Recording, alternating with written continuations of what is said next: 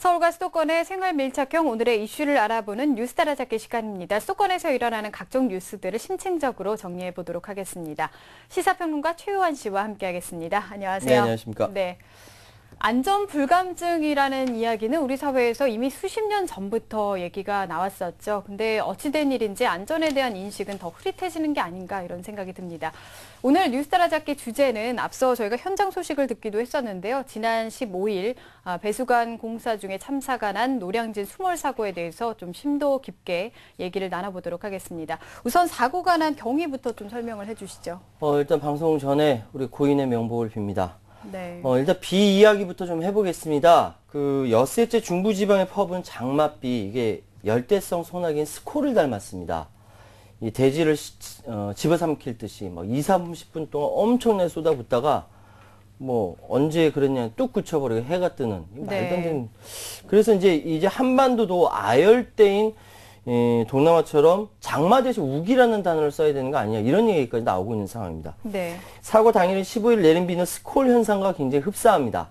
그러니까 같은 서울이지만 관악, 송파, 강남 여기에 시간당 10에서 20mm 정도의 비가 쏟아지고 나머지 구는 이 비구름이 그냥 비켜나갔습니다. 그래서 이제 기상청 관계자 조강남 비구름대가 그 서울을 통과하면서 비를 내기 때문에 구별로 그 강수량 차이가 굉장히 컸다. 전문가들도 이제 그 해석이 비슷한데요. 지구 온난화로 매년 그 비 오는 날은 줄고 반면 그 매년 강수량은 늘어난다는 추세입니다. 그러니까 집중적으로 퍼붓는다는 것이죠. 그래서 국지성 호우는 앞으로 더 심해질 것이다라고 예측하고 있고요. 따라서 기상청의 고민도 더 커지고 있는데 이런 국지성 호우를 100% 관측할 수 있다. 거의 뭐 현재의 기술은 불가능에 가깝다라고 합니다. 네, 맞습니다. 이게 뭐 일단 기본적으로 날씨 문제긴 하지만 이 대비를 하면 그래도 이런 사고를 좀 줄이지 않았을까 하는 생각이 나고요. 그래서 이제 인재라는 얘기도 좀 나오고 있는데 어떤 공사길래 이 장마에도 공사를 계속 강행한 건가요? 예, 인부 1명 숨지기 6명 실종된 참변 나온 이 공사는요. 상수도관 이중화 부설공사라고 합니다. 올림픽대로를 따라서 상수도관을 설치하는 공사인데요. 물이 새거나 단수사고가 나게 될 경우 그때 주민 불편을 줄이기 위해서 기존의 그 상수관 외에 한 개 더 설치하는 것이죠. 네. 그림 하나 준비했는데요. 서울시 상수도 사업본부가 그 시행하는 공사고요. 지금 보시면 그림 하나 준비했으니까 보여주세요. 네. 올림픽대로 지하 40m에 직경 1.5m의 대형 상수관을 설치하는 공사입니다. 현장에는 그 하도급 업체인 동아지질 소속 근로자들이 작업하고 있고요. 또 이 공사는 2011년 9월부터 시작해서 내년 4월에 끝날 예정입니다. 그러니까 네. 시간이 충분히 있음에도 불구하고 이게 계속 공사가 강했다니 이해가 안 되는 것이죠. 네네. 공사 구간은 노량진 배수지부터 흑석동 한강 현대아파트까지 1.4km입니다. 이번 사고는 상수도관 부설공사 현장에 물 유입 방지 시설에 문제가 생겨서 터널에 이제 물이 유입되면서 발생한 걸로 추정됩니다. 네네. 이 물 유입 방지 시설이 10mm밖에 안 된답니다. 이거 원래 들려 한 20mm 정도 되는데 이게 터져버렸다는 것이죠. 그 나흘째 중부지방에 계속된 그 집중호우로 한강 수심이 높아진 상태에서 그 터널에 압력이 가해지면서 물이 새에 들어갔을 가능성이 굉장히 큰 것이죠. 네. 어제 보도를 보니까요. 이 현장 소장이 공사를 임시 중단을 했었다. 뭐 이런 얘기도 있고 전혀 그런 적이 없었다. 이렇게 얘기가 많이 엇갈리고 있습니다. 어떻게 된 건가요? 예, 이런 얘기 들을 때마다 화가 나죠. 말이 서로 엇갈리니까요. 네네. 책임 미루는 것 같아서. 공사 컨소시엄의 최대 지분을 가진 천호건설의 박모 소장이 현장 소장이죠. 사고 난 그 다음 날 16일 사고 현장에서 가진 브리핑에서 상황을 설명했는데요. 4시 13분께 직원으로부터 스마트폰을 통해서 메신저로 범람 위기가 있다고 현장 사진을 보내왔고 4분 후 공사팀장을 시켜서 하도급 업체인 동아지질 소속 관리자에게 작업을 임시 중단하라 지시를 내렸다라는 것이죠. 그러면서 천호건설 공사팀장과 동아지질 그 관리자가 통화한 사실을 확인했지만 동아지질에서 현장 작업자들에게 그 지시가 내려갔는지는 확인 못했다라고 덧붙였습니다. 그러니까 자기는 이제 그 작업 지시를 했다, 작업 중단 지시를 했다라고 이야기하는 거고요. 네. 이 얘기를 듣고 하도급 업체인 그 동아지질 관계자는 말도 안 되는 소리다. 우리 작업 중단 지시 내려온 적 없다고 펄쩍을 뛰었습니다. 네. 가장 말이 엇갈리는 부분이 이거는 꼭 규명을 해야 되는 부분입니다. 네. 또 감리단도 문제인데요. 공사 감리를 맡은 감리단장도 사고 당일 오전 10시께 안전점검을 했는데 당시 팔당댐에서는 6천에서 8천 톤의 물이 방류되고 있었고 정오를 넘기면서 방류량이 초당 최고 16,000톤에 달하는 등 기하급수적으로 물이 증가해서 수방 계획서에 따라서 인부들이 당연히 빠져나왔을 것으로 생각했다. 역시 착오를 인정했습니다. 당연히 빠져나왔을 것으로 생각했다. 이게 말이 안 되죠? 자기가 확인을 했어야죠. 브리핑 도중에 이제 사고를 당한 그 작업자들 가족들이 막 달려드는데 험악한 분위기를 연출했는데 이유는 정작 가족들에게는 제대로 된 설명조차 한 번도 하지 않았다는 것이죠. 네. 위기를 현장 사진까지 보냈는데 이게 중단되지 않았다는 게 참 정말 말이 안 화가 되죠. 납니다. 예, 예. 네. 오전에 안전 점검도 했다. 또 팔당댐에서 엄청난 물이 방류되는 것을 또 알고 있었다라고 하는데 그러면 당연히 공사가 중단되어 됐었던 거 아닌가요? 상식적으로 그렇죠. 네. 근데 상식을 뛰어넘는 일이 벌어진 겁니다. 이 실종자 박아무기 씨가 새벽에 출근하기 전에 이런 얘기를 했답니다. 아무래도 한강물이 넘쳐서 사고가 날 것 같다. 일주일만 쉬면 좋겠다. 라고 얘기했는데 새벽에 출근했다가 이렇게 참변을 당했다고 합니다. 아, 안타깝습니다.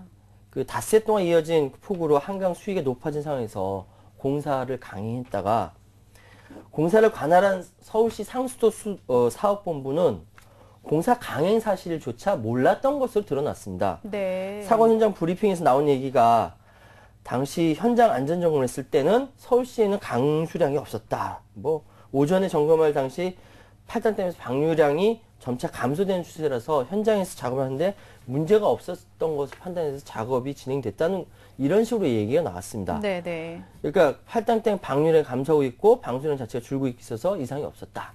이게 가장 결정적으로 놓친 부분이 뭐냐면은 강원도 북부와 경기도 북부에 있는 강수량을 확인하지 못했다는 것이죠.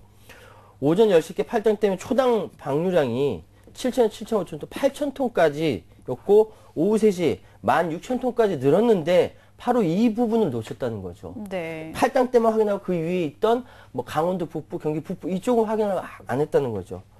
12시께 현장 갔을 때 역류할 수 있는 높이 1.3m 이상 남아 있었고 감리단 측에서 매뉴얼대로 움직인 줄 알고 작업자들이 당연히 빠져나왔을 것이다라고 생각했다는 건데 이게 정말 이해가 안 됩니다. 네.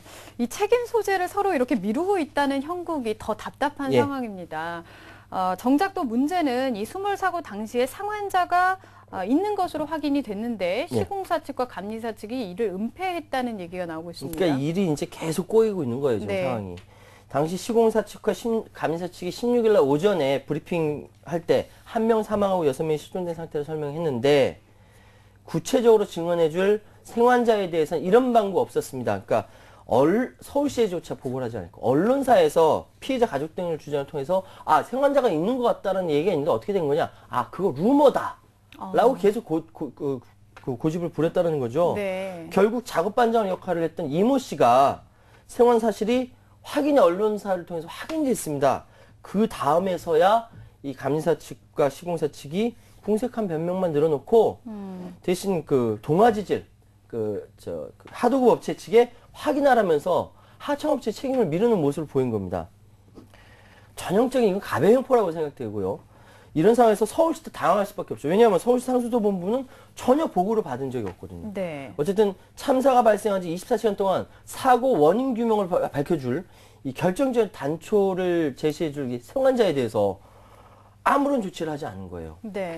현재 그 탈출한 이모 씨는 탈출 과정에 약간의 찰과삼이고 건강에는 별 이상이 없다라고 전해졌고요. 조만간 경찰 조사를 통해서 내용을 밝힐 것이다 이렇게 알려졌습니다. 네. 서울시에서도 그러니까 맡기기만 하고 아무런 뭐 역할을 하지 않았다는 것에 있어서 뭐 책임을 좀 생각할 수밖에 없을 것 같은데 예. 이런 상황에서 사전 대비만 좀 했었더라도 예. 미리 막을 수 있었던 인재라는 점, 이 공사 발주 기관으로서 관리 감독을 좀 소홀히 했다는 점에서 책임을 서울시가 좀 모면하기는 어려울 것 같습니다. 이게 상식적으로요. 서울시도 생각해야 할 것이 팔당댐에 방류를 시작했고 그 북한에선 또 이미 연락이 왔어요. 임남댐 수문 열겠다 연락이 왔고 이런 상황이면 지역에 있는 공사는 중단시켜야지. 그거 한번 확인했어야 되는데 네. 이런 상황에 작업자 7명이 25m 지하에서 아무런 경고나 주의를 듣지 못한 채 작업을 하다가 순식간에 불어닥친 강물에 속수무책으로 휩쓸려 간 겁니다. 특히 상수도관 끝부분에 설치된 철문이 갑자기 유입된 한강물의 압력을 이기지 못해서 부서지면서 수몰사고가 발생된 것이고, 사고 발생 시점이 오후 5시였거든요. 아까 현장 소재 카톡 올 때 4시 13분이라고 했고, 방류 시점 3시라고 한다면은 뭐 최소 물이 내려온 2시간 내지 최소 현장 소장이 이야기했던 4시 13분 생각해 보면은 수십 분 전에 막을 수 있던 사건이었습니다. 네. 작업 현장에 비상 인터폰이 설치되어 있어서 작업을 언제든지 중단시킬 수 있는, 그래서 근로자들을 철수시킬 수 있었던 거지만 한강 수위 상승을 알면서도 공사를 강행했다. 이 얘기밖에 해석이 안 되는 것이죠. 네. 그럼 이 상황에서 공사를 발주하고 현장 감시하는 서울시로서는 절대 책임을 명할 수 없는 겁니다. 네. 사건을 좀 정리를 해 주셨는데요. 이제 수습이 문제입니다. 지금까지 사망자가 오늘 오전으로서 지금 2명이 확인이 됐고 실종자가 5명이 나왔습니다. 네, 이 수습을 해야 할 서울시와 감리 업체 지금 뭐 책임 소재만 미루고 있는 상황인데 무기력하다, 의지가 있는 것이냐 이런 비판이 이러다가 있습니다. 진짜 시민들 화내는데요. 네. 어제 이제 소방당국 그 대원 116명을 펌프 6대 투입해서 물 빼면서 구조 작업을 계속 많이 했는데 네. 우리 소방대원도 굉장히 고생 많이 했다고 해요. 네네. 정말로 강물이 계속 유입되는 바람에 구조 작업 자체가 사실 불가능했고, 제가 그래서 방송 들어오기 전에 확인을 했습니다. 오늘 오전 현재 6m까지 물은 내려갔고 네. 1시부터 구조 작업 다시 시작했다고 하니까 아까 보셨겠지만 아마 지금 시작된 것 같고, 오전 7시 50분쯤 중국교포로 예상된 그 박명춘 씨의 시신이 발견되었다라고 합니다. 이런 상황이 현재까지 상황이고요. 이런 가운데서 서울시가 그 전면 책임감리제 공사라는 이유로 사고 수습에 좀 소극적인 태도를 보여서 오히려 비난을 자초하고 있는 상황인데, 책임감리제라는 건요, 쉽게 말씀드려서 서울시가 발주를 하게 되면은 그 발주를 받은 그 시공사가 책임을 지고, 그러니까 공사의 설계도부터 끝까지 모든 것을 다 완벽하게 책임을 지고 공사를 한다라는 차원에서 감독 권한을 대행한다는 것을 책임감리제라고 하는데, 네. 이걸 내세운 데가 서울시는 발주만 했다라는 것이죠.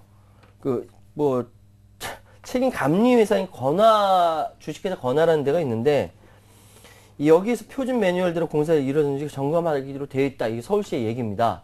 그러니까 서울시는 책임이 없다는 겁니까? 이렇게 얘기하는 자체가 화가 나고요.